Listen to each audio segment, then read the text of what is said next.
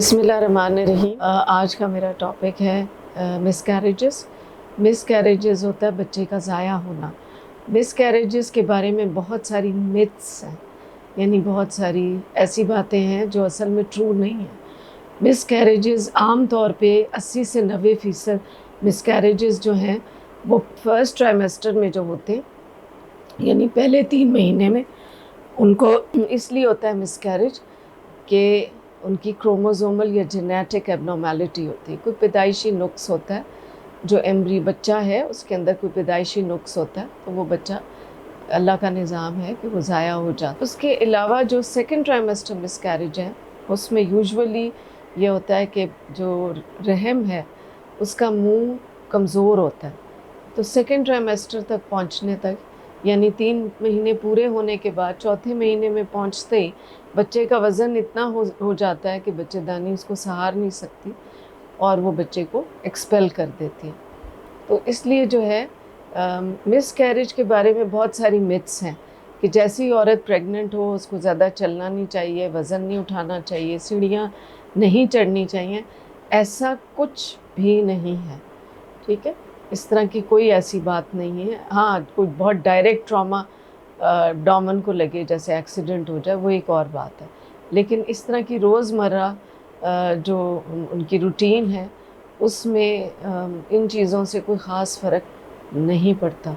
ख़ास तौर पे जो वजूहात हैं वो मैंने एक तो आपको बता दी, जेनेटिक एबनॉर्मेलिटीज़ हैं, फिर थायराइड डिजीज़, उसके अलावा डायबिटीज़ पाकिस्तान में आपको पता है हर तीसरे इंसान को, हर तीसरे औरत और मर्द दोनों को डायबिटीज़ है। तो औरतों को जब ये डायबिटीज़ होती है तो उसकी वजह से उनका हमल ज़ाया होने का ख़तरा बहुत ज़्यादा होता है। और इसके अलावा और बहुत सारी वजूहात हैं जिनमें जो खून होता है वो औरत का खून गाढ़ा हो जाता है और बच्चा जब रहम में आता है तो उसके अगेंस्ट एंटीबॉडीज़ बना देती है माँ खुद। उसका इलाज मौजूद है और टेस्ट भी मौजूद हैं जिनसे हम ये तशख़ीस कर सकते हैं कि ये प्रॉब्लम है औरत को। और इसके अलावा और बहुत सारी वजह हैं, लेकिन बेसिकली सबसे ज़्यादा कॉमन वजह ये हैं जो मैंने आपसे बयान की हैं। मिसकैरेजेस जो हैं उनको हम डिवाइड करते हैं मुख्तलिफ़ टाइप्स में। एक है थ्रेटन्ड मिसकैरेज, उसके बाद है inevitable miscarriage, incomplete miscarriage, complete miscarriage और सेप्टिक अबॉर्शन, रिकरेंट मिसकैरेज। ये बहुत सारी टाइप्स हैं मिसकैरेजेस की।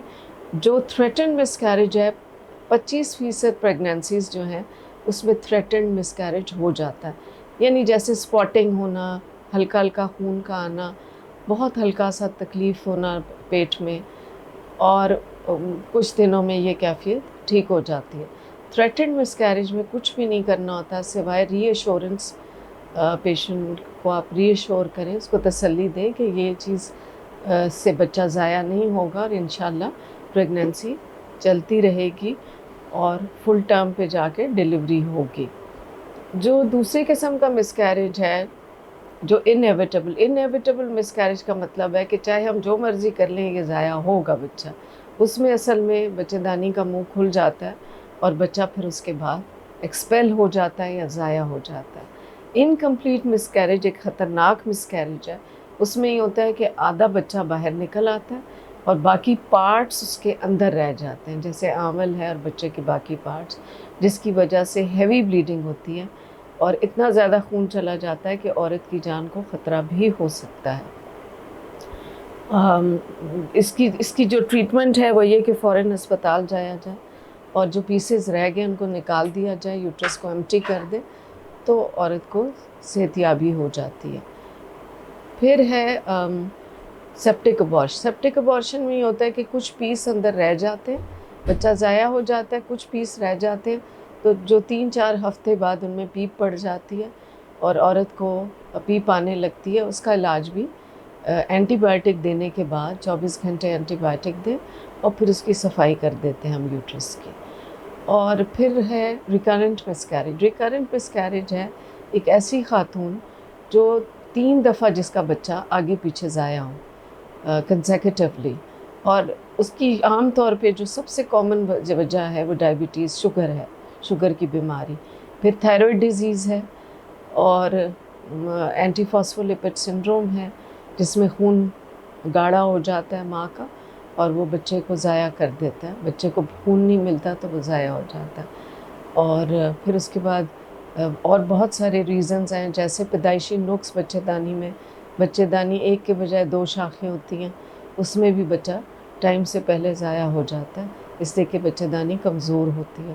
اسی طرح بچے دانی کا منہ اگر کھل جائے، جس کو ہم سروائیکل انکمپیٹنس کہتے ہیں، اس میں بھی بچہ ضائع ہو جاتا ہے۔ اس کا علاج موجود ہے، اس میں ہم ایک ٹانکا لگا دیتے ہیں جس سے بچہ سیو ہو جاتا ہے۔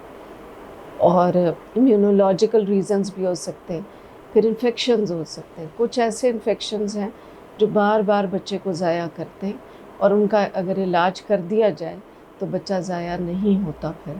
تھینک یو سو مچ، جزاک اللہ۔